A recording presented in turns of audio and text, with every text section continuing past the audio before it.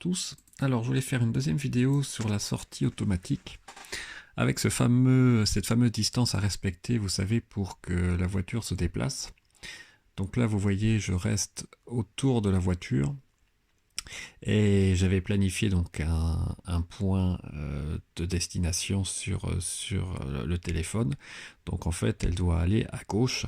Donc là je me mets un peu derrière pour pas être détecté par les sonars devant, autrement il met détection de piéton. Et voilà, et donc là elle devait se garer sur la gauche. Et vous voyez là ça marche relativement bien, mais bon l'intérêt est quand même limité puisqu'il faut rester près de la voiture. Donc en fait, vous faites déplacer la voiture, mais elle ne vous rejoint pas, puisqu'il faut rester à 10-6 mètres, mais en fait j'ai l'impression que c'est quand même moins de 6 mètres. Donc là ça marche, pas de problème. Mais il y a une astuce que j'ai essayé, c'est-à-dire que j'ai laissé un téléphone connecté en Bluetooth dans la voiture, je me suis mis à la limite du cercle, vous voyez, donc à plus de 6 mètres, au même niveau que le point de destination. Et vous voyez que là, effectivement, la voiture, eh bien, elle va me rejoindre petit à petit jusqu'au point de destination. Et vous allez voir, là, il y a marqué relâcher le bouton.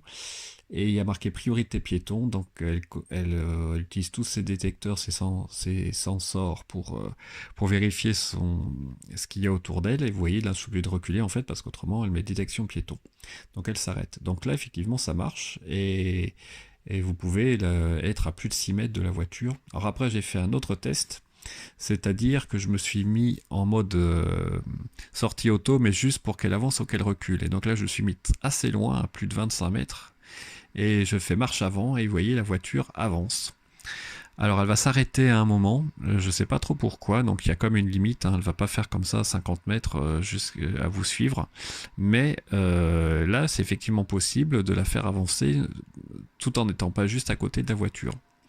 Alors bon, évidemment, ça a quand même un intérêt limité, car il faut laisser un téléphone dans la voiture connecté en Bluetooth, ce qui veut dire qu'en théorie, même si vous fermez la voiture avec mon autre téléphone là que j'ai dans les mains, en théorie, n'importe qui peut rentrer dans la voiture et partir avec. Donc c'est sauf s'il y a un code PIN, mais même s'il y a le code PIN sur l'écran, vous pouvez demander à démarrer avec le téléphone. Alors à moins de cacher vraiment le téléphone bien dans la voiture. Mais enfin bon, donc ça n'a pas vraiment un intérêt majeur de laisser un téléphone dans la voiture, car vous pouvez ouvrir la voiture rien qu'en utilisant la poignée.